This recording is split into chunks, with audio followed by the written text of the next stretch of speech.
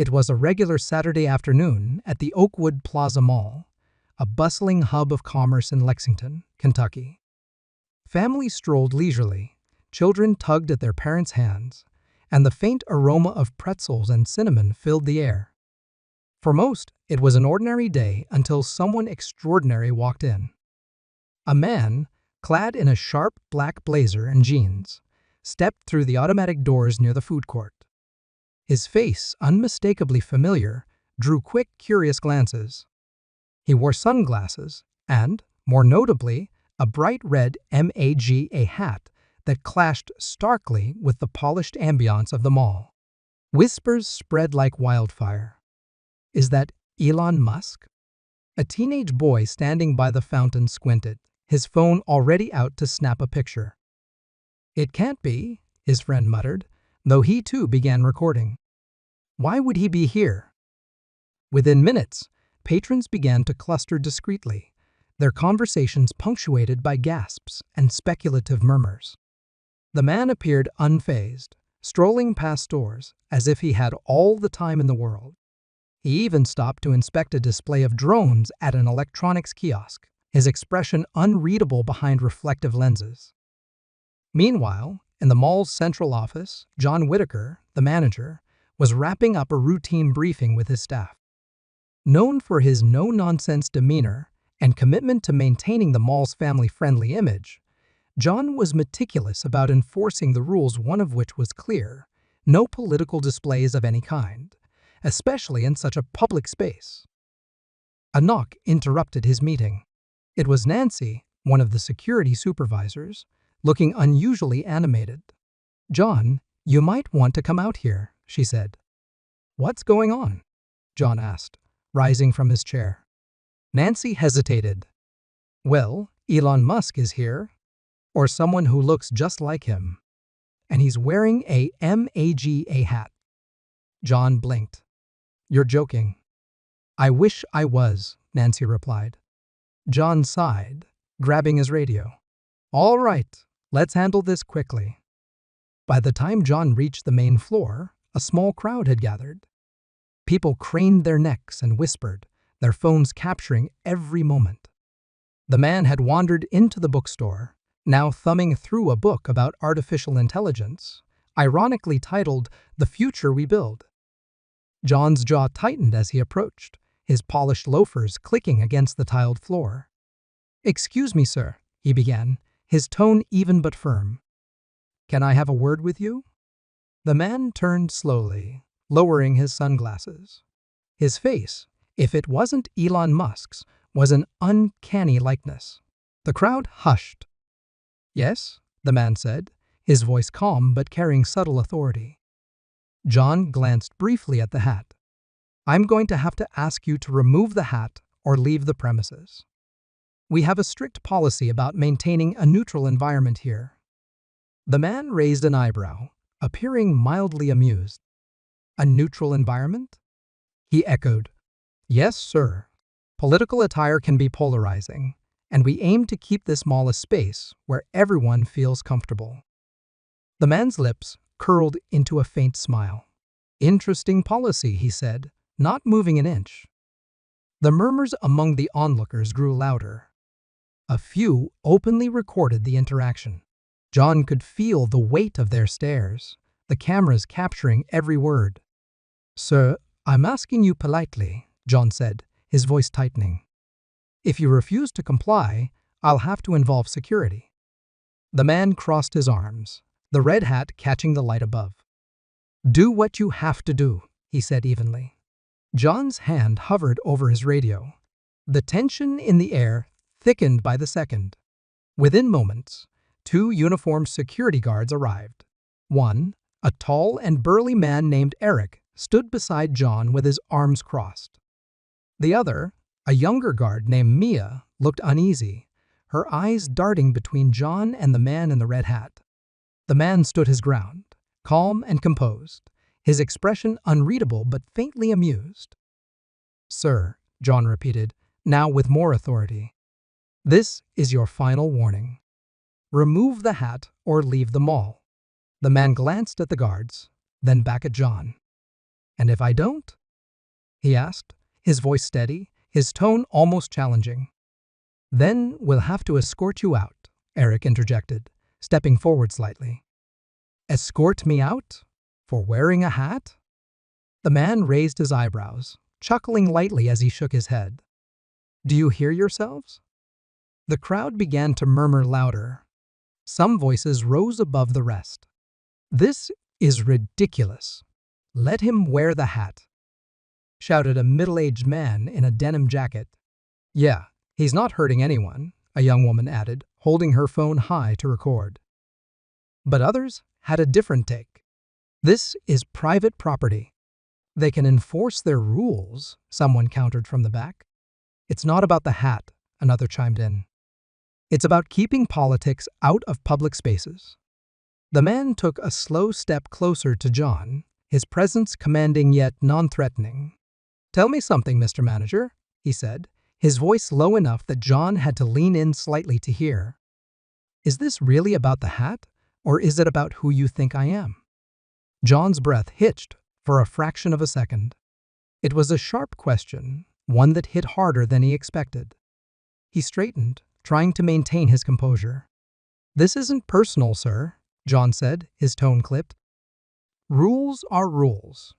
Rules are rules," the man echoed softly, almost to himself.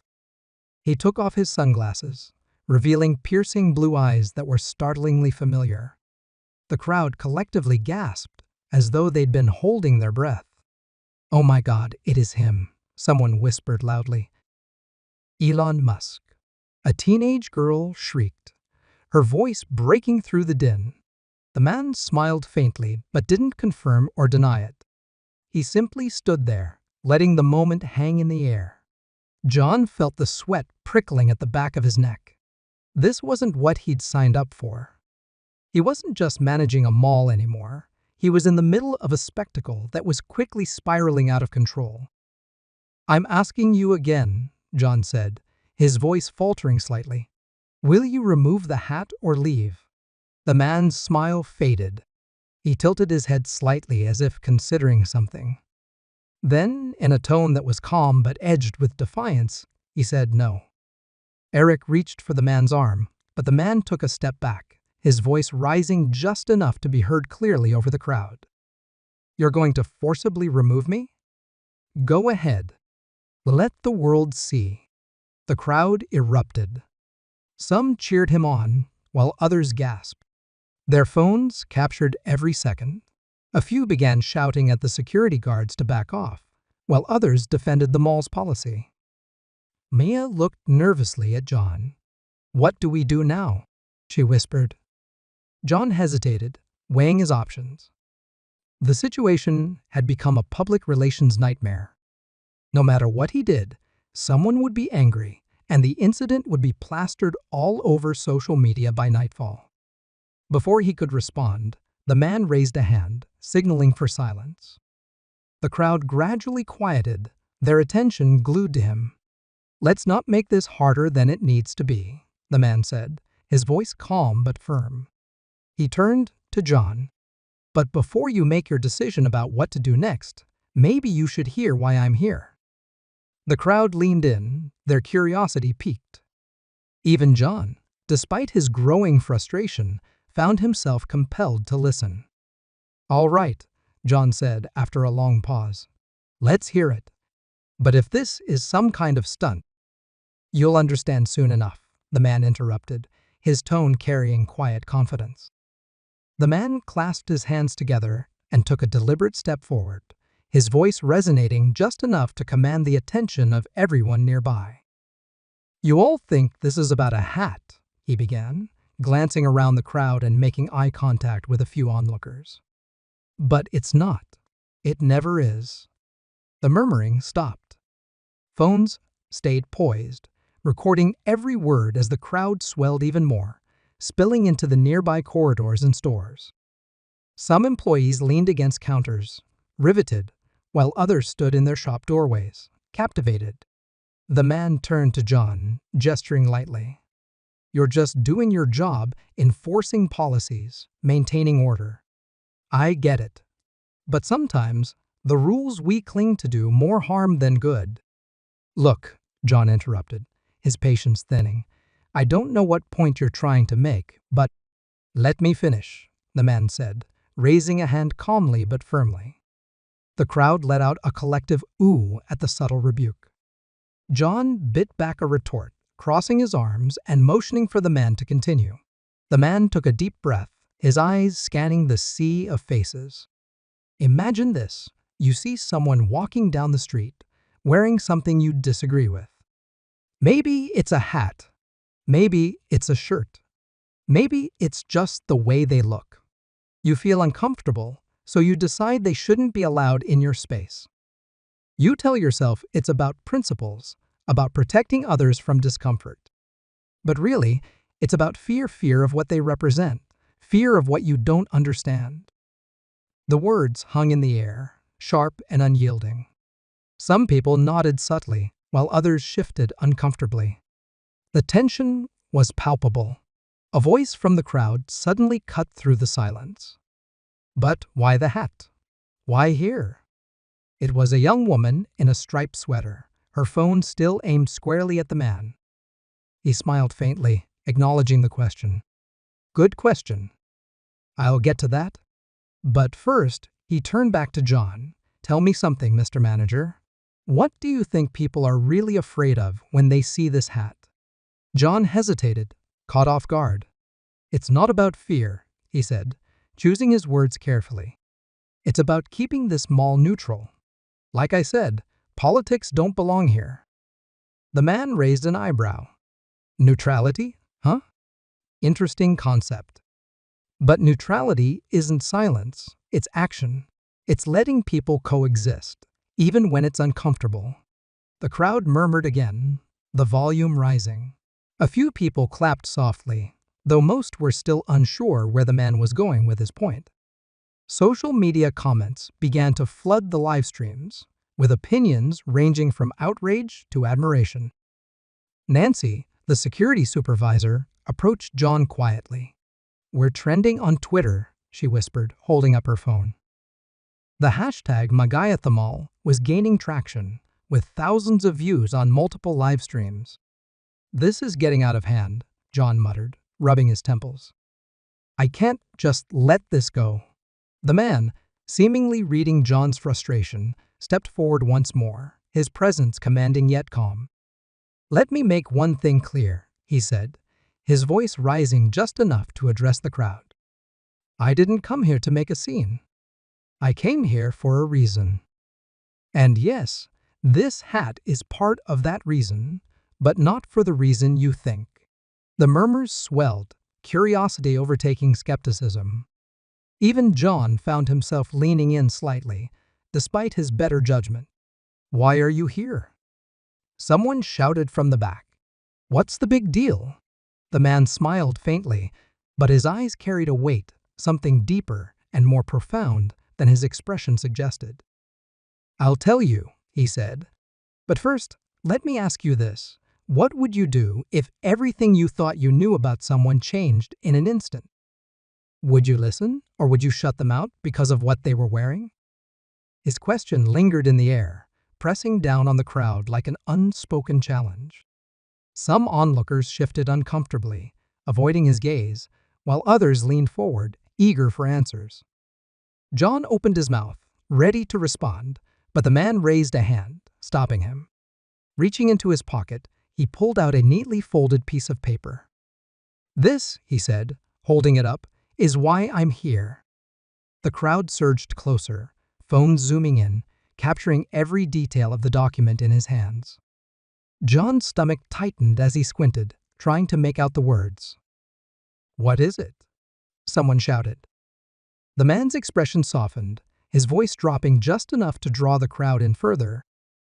It's a letter, he said, unfolding the paper slowly. A letter from a young woman who works here. She wrote to me, asking for help. And that's exactly why I came. Gasps rippled through the crowd, whispers escalating into a buzz of speculation. A letter? From someone at the mall? The idea seemed improbable. People exchanged glances, their curiosity now insatiable. John stepped forward, crossing his arms defensively. "A letter? What does that have to do with you or with this situation?" The man unfolded the paper completely, glanced at it briefly, then raised his eyes to meet the crowd's. His tone softened, laced with sincerity. "This letter is from a young woman named Kaylee," he said. "She's 21, works at the food court, and dreams of going to college one day." In the back, a girl in a green apron froze, a tray of napkins in her trembling hands. Her face turned pale as she heard her name. "Oh, no," she whispered, her voice barely audible as her hands began to shake. "She wrote to me," the man continued, "because her mother's medical bills are crushing her family. She's been working 2 jobs to keep the lights on and save for community college. Despite everything she's been through, she still dares to dream of a better future." The crowd's energy shifted, the tension melting into quiet empathy. Even John felt his stomach not loosen, replaced by a pang of unease. "But what does this have to do with you?" John asked, his voice now softer, almost hesitant. "Why would she write to you?" The man smiled faintly, locking eyes with John. "Because she believed I could help," he said simply. He held the letter up again, addressing the crowd. "Kaylee didn't just send this to anyone. She sent it to me, Elon Musk. And for the record, yes, that's exactly who I am." The crowd erupted in chaos. Gasps filled the air, punctuated by exclamations of disbelief. Phones zoomed in on his face, their owners comparing him to the man they'd seen on countless news programs. "I told you it was him," a teenage boy shouted, while another muttered, "No way. This is insane." Even John, usually unshakable, struggled to process the revelation. He stared at the man Elon Musk, his mind racing. "You didn't believe me before, and I get it," Musk said, chuckling softly. "This isn't exactly a typical day at the mall." He turned back to the crowd, his voice gaining steadiness. "Kaylee's letter moved me. She didn't ask for money, she asked for advice. Advice on how to balance her dreams with the weight of her family's struggles. She thought maybe I could offer some guidance." In the back, Kaylee stood frozen, trying to hide behind the soda machine. But the crowd had already spotted her, pointing and whispering. Her face burned with embarrassment. "Kaylee," Musk called gently, his eyes scanning the crowd until they landed on her. "You don't have to hide. Come here." Her heart pounded as her co-workers nudged her forward, whispering encouragements. With trembling hands, she finally stepped into the clearing, her green apron still tied around her waist. The crowd parted to let her through. Musk smiled warmly, handing her the letter. "You were brave to write this," he said. "And you were right, I want to help." Kaylee stared at him, her eyes wide with disbelief. You actually read it?" she stammered. "I didn't think anyone would." "I did," Musk said firmly. "And I came here because I wanted to meet you in person." Tears welled in her eyes as the moment's weight hit her. "I don't understand," she said, her voice breaking. "Why would you care about someone like me?" Musk placed a reassuring hand on her shoulder, his voice filled with conviction. "Because people like you are the reason I do what I do," he said. "You're the future, Kaylee, and you deserve a chance to build something amazing." The crowd broke into applause, some wiping away tears as they watched the emotional exchange. Even John found himself clapping hesitantly, caught up in the moment despite his earlier frustration.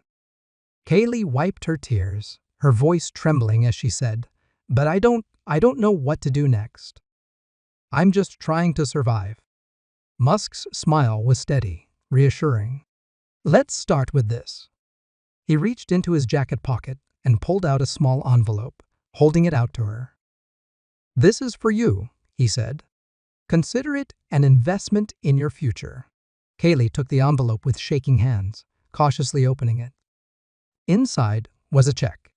Her eyes widened and she gasped audibly, covering her mouth as she read the number. The crowd leaned in eagerly, their collective breath held in suspense. It's $50,000, she whispered, her voice cracking. Applause erupted again, louder this time. Cheers and whistles filled the air, replacing the earlier tension with a wave of celebration. The mall echoed with the sound, the heartfelt gesture washing over everyone present. Kaylee stood frozen, clutching the envelope like a lifeline. Her coworkers rushed to her side, patting her back and offering congratulations. The crowd buzzed with energy, phones capturing every moment of the once-in-a-lifetime event.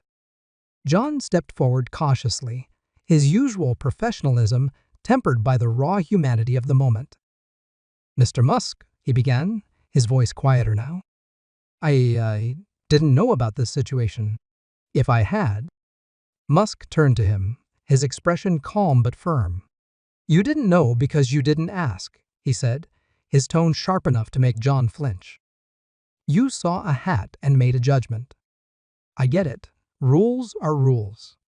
But sometimes, rules need to bend for the right reasons." John nodded, shame washing over him as Musk's words sank in. "You're right," he admitted. "I was so focused on enforcing policy that I didn't see the bigger picture. I'm sorry."